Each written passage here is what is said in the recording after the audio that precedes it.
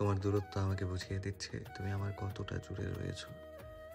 আমি বুঝতে পারছি তোমাকে ছাড়া এক একটা দিন আমার এক একটা যুগের ন্যায় কাটবে।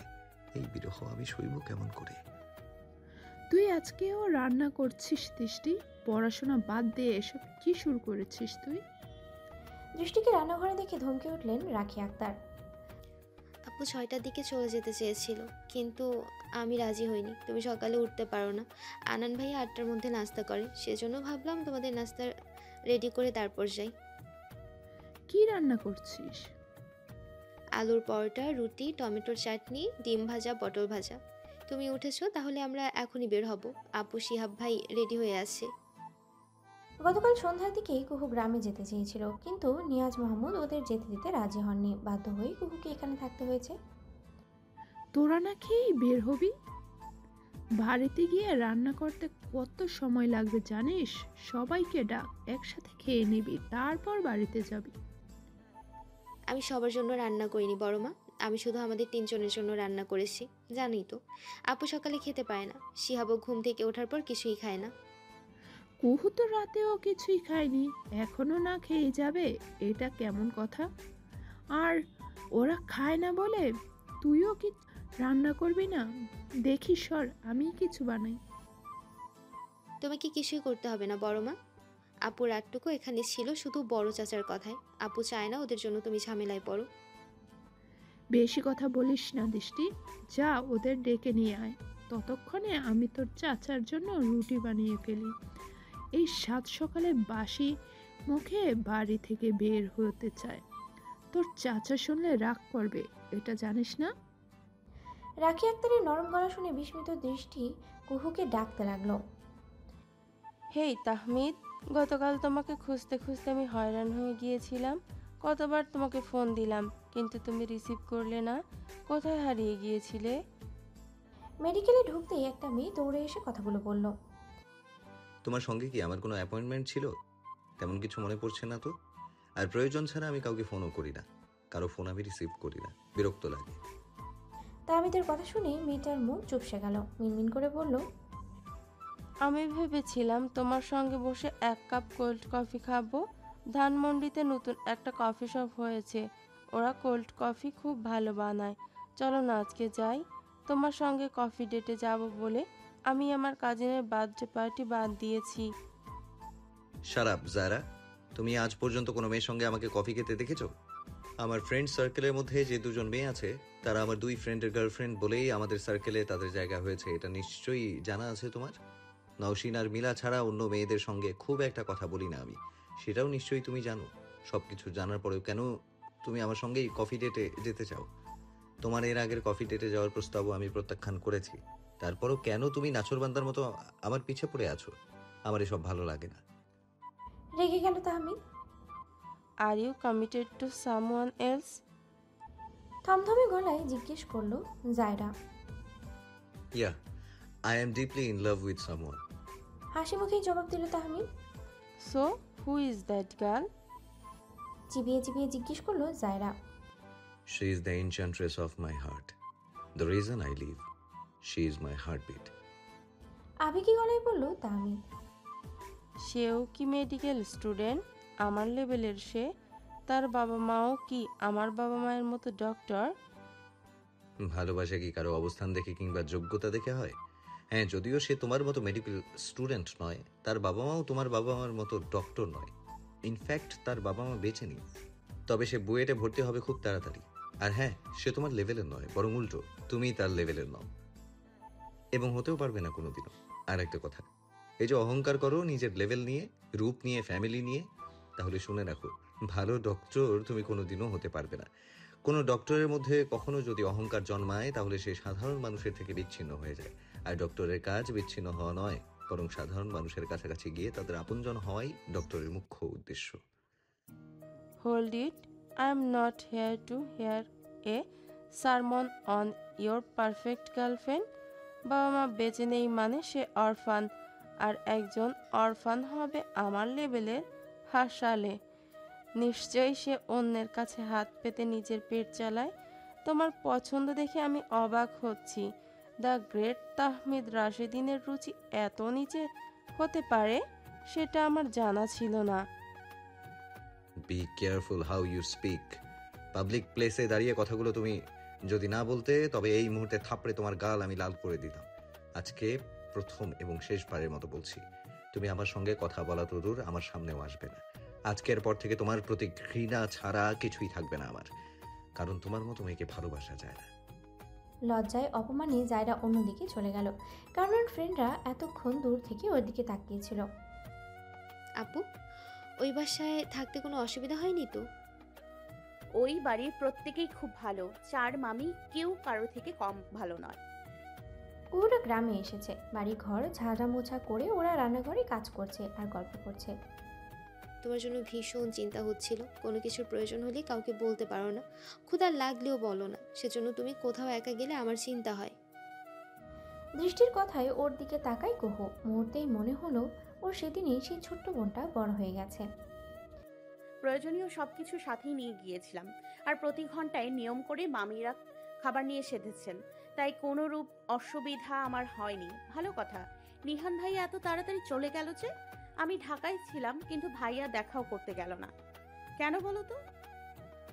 বললো কিসের নাকি ব্যস্ততা তার, তবে তুমি পরের বার গেলে নাকি যাবে। তোমার ভর্তি থেকে শুরু করে সব কিছুতেই থাকবে। তুমি আবার ঢাকা যাবা কবে? এবারও কি আনন্দ ভাইয়া তোমাকে নিয়ে আসবে বলেছে কিছু? ভাইভার 2-1 দিন আগে যাব। আনান ভাইয়া বোধহয় আসতে পারবে না, শিহাবকে নিয়ে আমাকে যেতে বলেছে। ভাইয়া বাস স্ট্যান্ডে থাকবে, ভাইয়ার নাকি পরীক্ষা, তাই আমিও তাকে আসতে নিষেধ করেছি। এই দৃষ্টি বড় চাচির মুড সকালে ভালো মনে হলো, দেখে ভালোই লাগলো। কোনো কারণ আছে নাকি? তার মুড কখন কখন সুইং হয় সেটা সে নিজেও জানে না। আমি তো কোন ছাড়।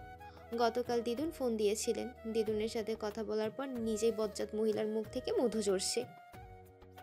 এসব কি ভাষা তোর দৃষ্টি?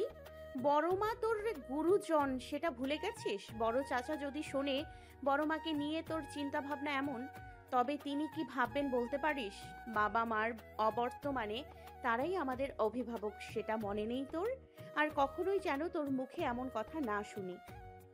আমি কিছুই বলিনি আপু, আমি তো অনেক কম বলেছি। বড় মা আমাদের সম্পর্কে যা কিছু বলে তার তুলনায় আমার কথাটা কমই হয়ে গেছে। সে গুরুজন হতে পারে, কিন্তু সম্মান পাওয়ার যোগ্য সে নয়। নিজের সম্মান পেতে হলে অন্যকেও ভালোবাসতে হয়, সম্মান করতে হয়। দৃষ্টি, তুই এভাবে বলছিস? বাবা মা আমাদের এমন শিক্ষা তো দেয়নি। বাবা মার শিক্ষার ওপর কেউ আঙুল তুললে তোর শুনতে ভালো লাগবে? যারা এই দুনিয়ায় নেই তাদের নিয়ে কেউ বাজে কথা বললে শুনতে ভালো লাগবে তোর? বাবা মা শিক্ষা দেয়নি কারণ তখন পরিস্থিতি ভিন্ন ছিল। আমাদের ঢাকায় বাড়ি ছিল, গাড়ি ছিল, বাবার জমজমাট ব্যবসা ছিল। আমরা নামি দামি স্কুলে পড়তাম, তখন সবাই আমাদের মাথায় তুলে রাখতো। আর আমার বোকা মা এসব দেখে ভেবেছিল সারা জীবন সবাই আমাদেরকে এভাবেই ভালোবাসবে।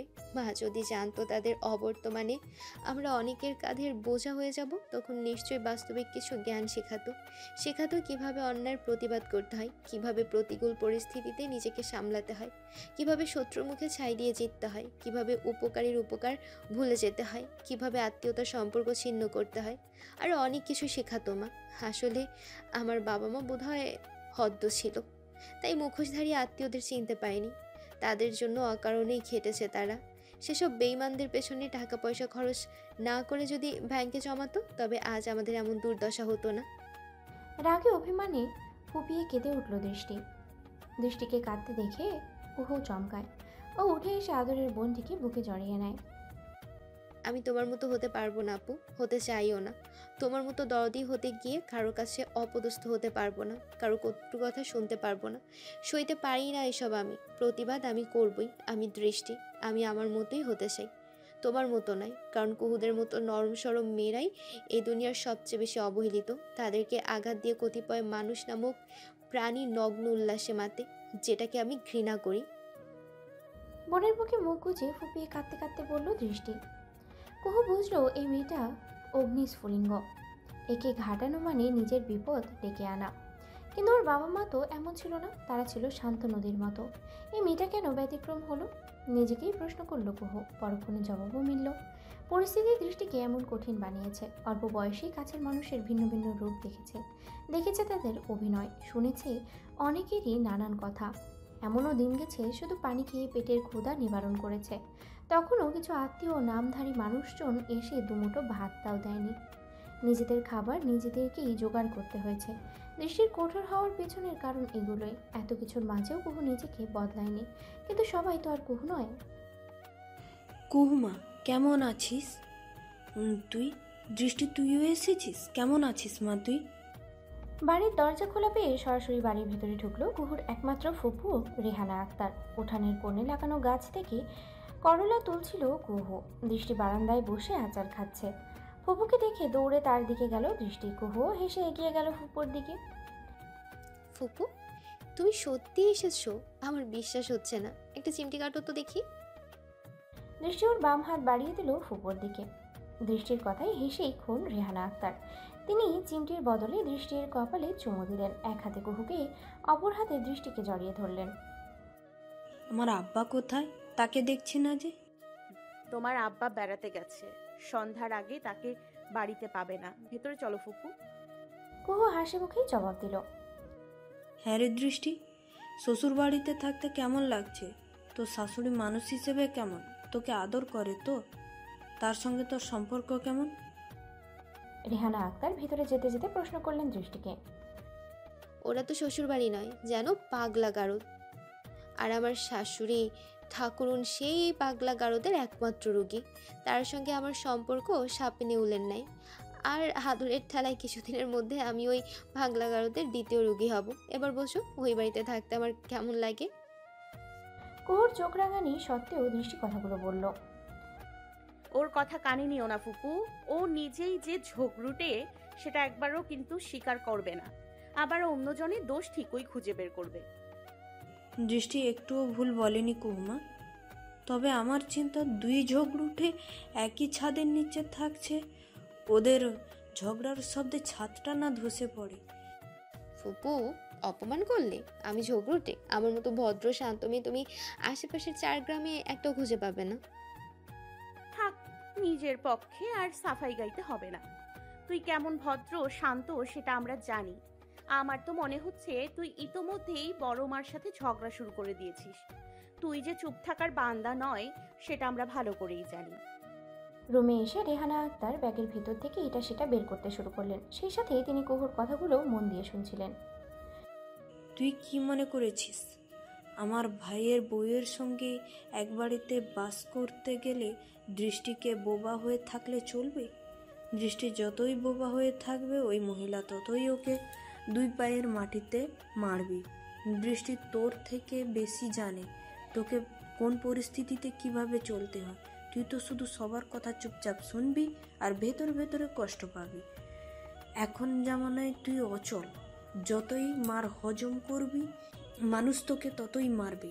নীরবে মার হজম করছিস দেখে কেউ তোর প্রতি একটুও দয়া দেখাবে না, বরং তোকে নীরবে থাকতে দেখে দ্বিগুণ উৎসাহ নিয়ে তোকে মারবে। কিন্তু যেই প্রতিবাদ করবি, দেখবি সবাই ভয় দূরে সরে গেছে। বাদ দাও তো ফুপু এসব কথা। আমি এভাবেই ঠিক আছি, কারোর সাথে আগ বাড়িয়ে কথা বলতে যাব না, তাই ঝগড়াঝাটি হওয়ার চান্স নেই। তোর নীতিতে চলতে গেলে দুনিয়ার ভালো মানুষ থাকবে না। এগুলো নেই, মিষ্টি ফল ফ্রিজে রাখ, আর পিঠেগুলো একটা বড় পাত্রে ছড়িয়ে রাখ। সকালে বানিয়েছি, সারা রাস্তা চিন্তা করেছি নষ্ট হয়ে গেল নাকি। এত কিছু কেন এনেছো ফুপু? কে খাবে এসব? তুমি না খাও, আমি খাবো, তাই খাবারগুলো দেখে চমকানোর দরকার নেই। তুমি মিষ্টি জাতীয় খাবার খাও না, ভালো করেই জানো ফুপু। তাই এগুলো আমার শিহাবের জন্য এনেছো। তোমার জন্য কি এনেছো সেটা খুঁজে বের করো। দৃষ্টি কুহুর হাত থেকে মিষ্টির প্যাকেট নিয়ে ফ্রিজে রাখলো। তবে তার আগে একটা মিষ্টি মুখে পুড়ে নিল, আরেকটা হাতে রাখলো। তোর জন্যই এনেছি কুহুমা, তোর জন্য ডিমের পিঠা আর ঝাল চিত্তই, রুই মাছের কালিয়া, কাতলা মাছের ভুনা, পাবদা মাছের ঝোল, গরুর মাংসই এনেছি। এসব কিন্তু দৃষ্টিকে দিবি না, দৃষ্টি আবার এসব খায় না। কে বলেছে খাই না? খুব খাই। আর তাছাড়া এতগুলো পিঠা কি আপু একা খেতে পারবে? আমাকে দিয়েই খাবে, তাই না আপু? দৃষ্টির কথায় কুহু শুধু হাসলো। ওরা 2 বোন মিলে খাবারগুলো তুলে রাখলো। ফুপু, ফুফাকেও সঙ্গে আনতে পারতে। অনেক দিন ধরে ফুফাকে দেখছি না। আচ্ছা, রেহান ভাইয়া দেশে আসবে কবে? তোর ফুপা আগের মতো হাঁটতে পারে না, এত দূর পথ আসতে পারবে না সে। অনেক দিন এদিকে আসেনি, আসতে চেয়েছিল কিন্তু শেষমেশ সাহসে কুলায়নি। রোহান আর 6 মাস পর আসবে। ভাইয়ের বিয়ে দেবে তো এবার? গতবার বলেছিলে পড়াশোনা শেষ না করে বিয়ে করবে না। এবার বোধহয় পড়াশোনা শেষ করেই আসবে দেশে। এবার যেন বাহানা দিতে না পারে সেটাই দেখো। অনেক দিন কারো বিয়েতে হই হুল্লোড় করা হয় না। কেন রে দৃষ্টি, 2 মাস আগেই না তোর বিয়ে হলো?